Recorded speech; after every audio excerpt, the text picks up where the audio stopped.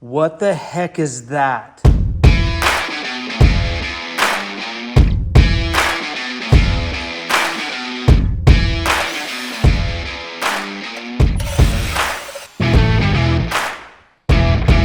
What's up, you guys? Welcome back here to the shop. We got Lauren back here, and that engine is coming off the picker there and sticking it on an engine stand, and he's gonna start pulling that thing apart, which means we get to take a look at things like, are you serious?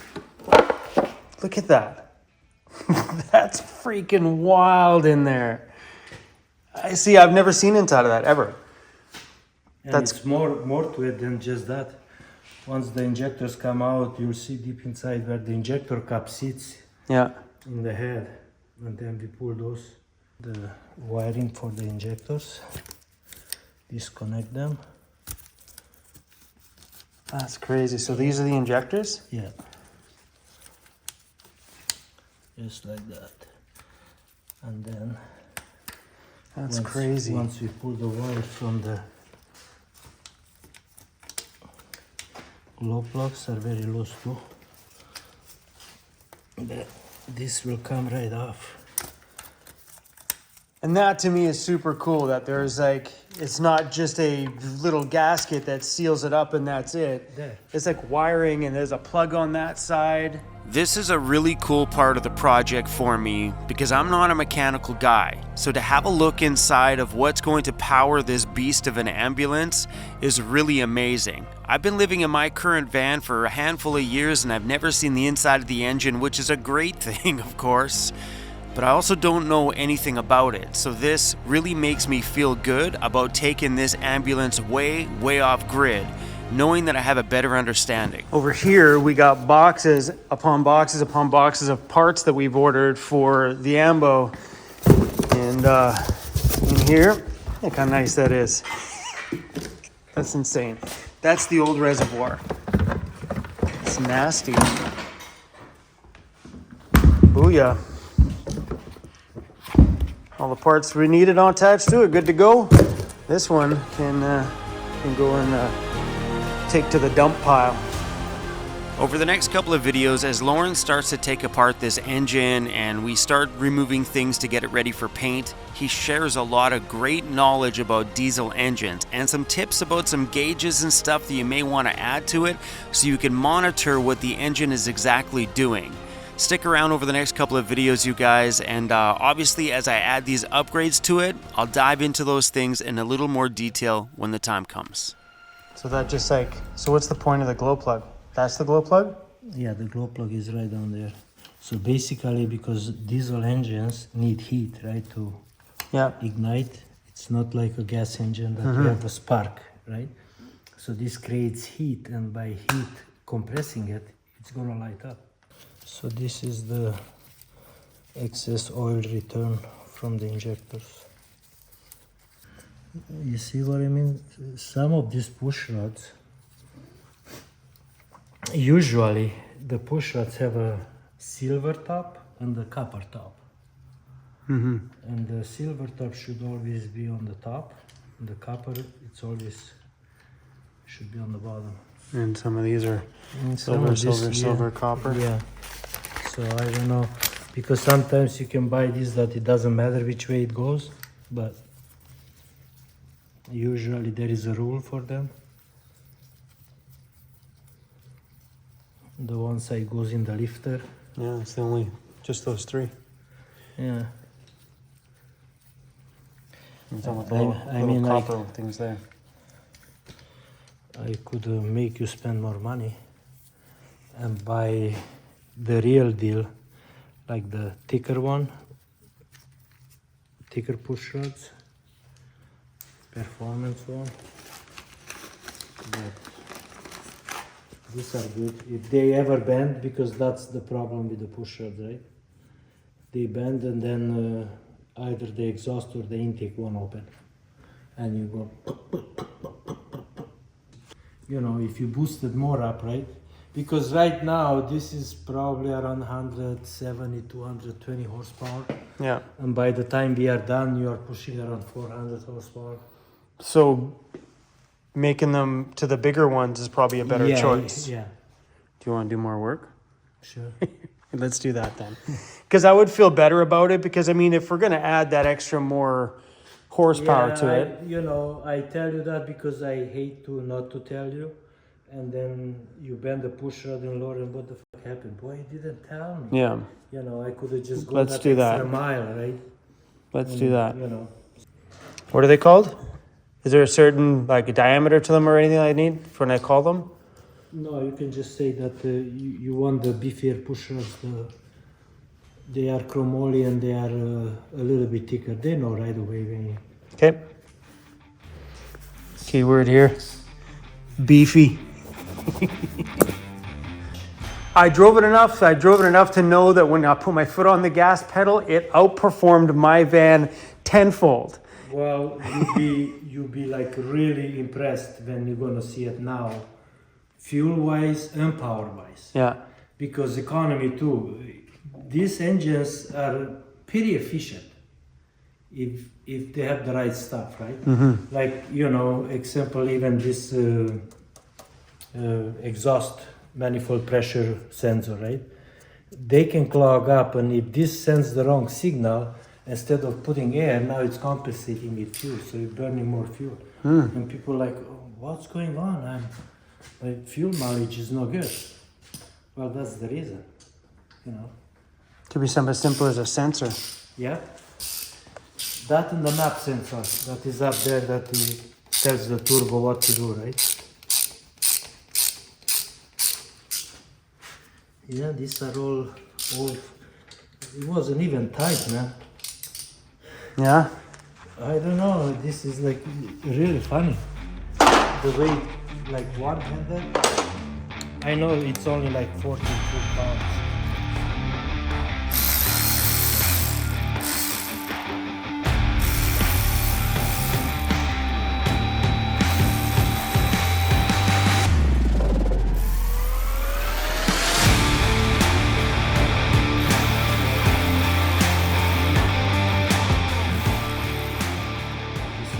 That holds down the injector, right? So basically you push it up, right? And you go underneath here and it should pop right out.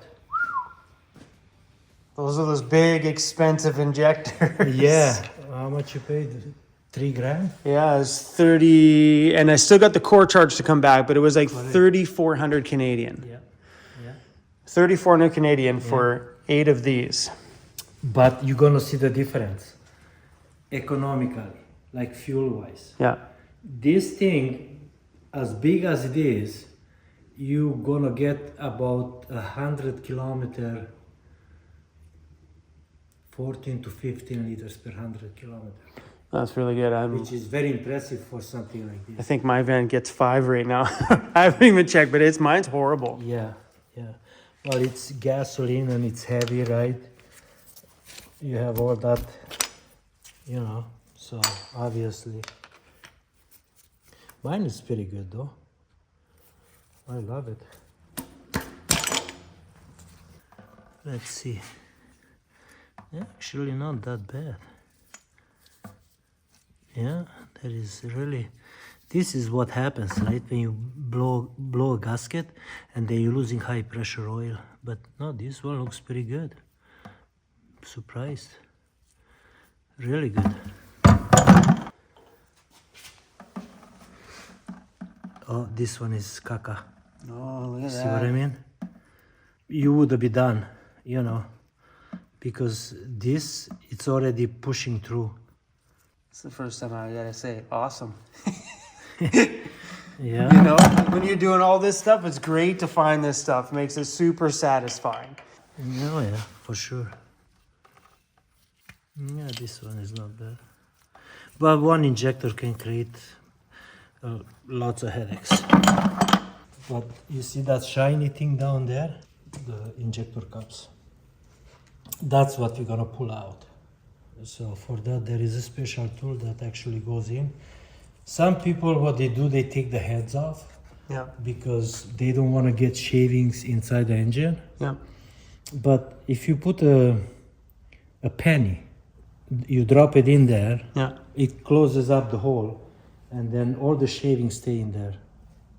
And instead of going through taking all the head off and doing head gaskets and Yeah. studs and all that, you did the easy way. Pull it out, push the new ones in, clean it up nicely, because we need to clean these guys up very bad. You know. To be able to see this side of an engine is really cool for me, and hopefully it'll help some of you guys who have diesel engines to at least understand what some of these parts are. Even though you're probably not going to do any of this work yourself, I probably won't be out there doing any repairs myself unless Lauren will be on the phone walking me through it. But I just think this part of this ambulance build is super cool for a lot of people, even if you don't know anything about engines, you don't care anything about engines, at least getting a look at it in these videos, having Lauren tell you, okay, this is what the injector cup is, this is what the injector is, might give you a bit of a better understanding if you happen to go hit a mechanic shop somewhere and he's like, yo, this is what went wrong. You'd be like, hey, I seen that on Vancity Vanlife's channel. Now you at least understand what it takes to get those parts out or what it is, you know what I mean? So hopefully you guys get, you know, some kind of, if anything, entertainment out of these videos, but you know, some knowledge for later on. But you know, the biggest thing is with the diesel engines, they are workhorses.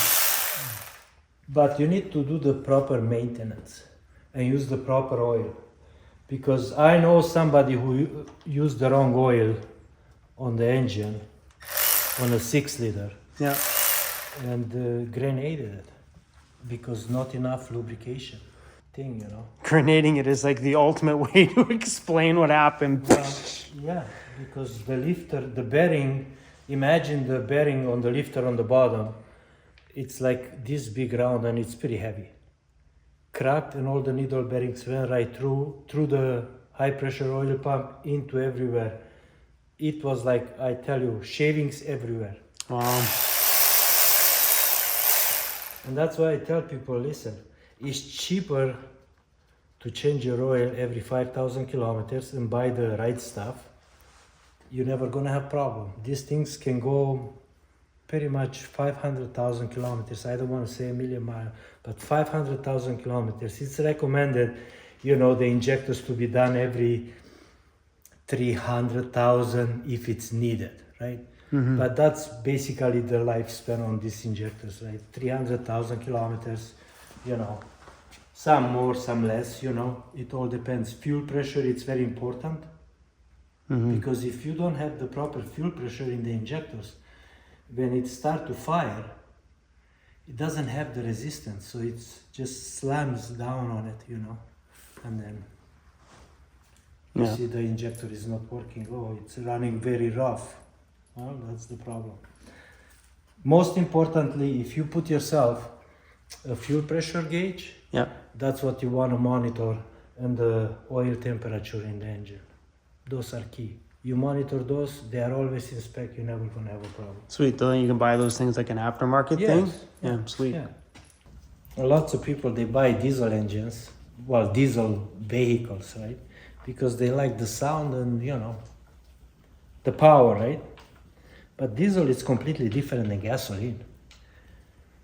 So you have to make sure that, you know, before you push it hard, the engine is nicely warmed up and, you know, you're ready to hammer it. And then you come up the highway after a 2-3 hour trip. You don't just want to shut the truck off, because that's the worst thing you can do, you know. You want to let the turbo cool off and basically everything come down to a normal temperature before you shut it off, you know. And I say you idle a minute or two, you know, depends, you know, that's why you have an exhaust temperature gauge, so you know how's your EGT, and then you also know how is your oil temperature, and then you can turn it off, right? And that saves a lot, because lots of times I see the turbo it's leaking, and that's the reason. Just shutting it off hot? Yeah. And then doesn't cool off properly, it's still too hot, and then you'll see a little leak here, a little leak there, and once it starts dripping, it just gets worse.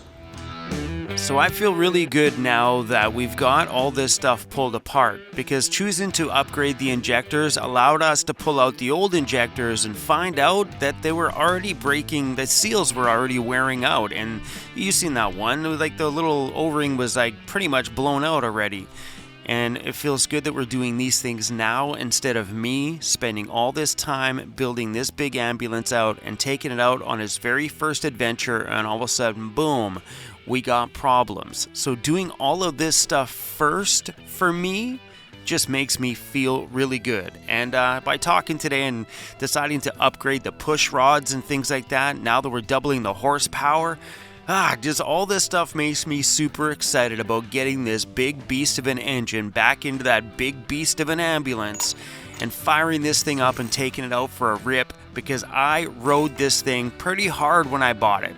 Come on, the first time I've ever driven a vehicle with that much power. I mean, I've been driving my van for 5 years, but that big van of mine is a little bit gutless, so it felt so good to stomp on that 7.3 diesel and take it for a good rip.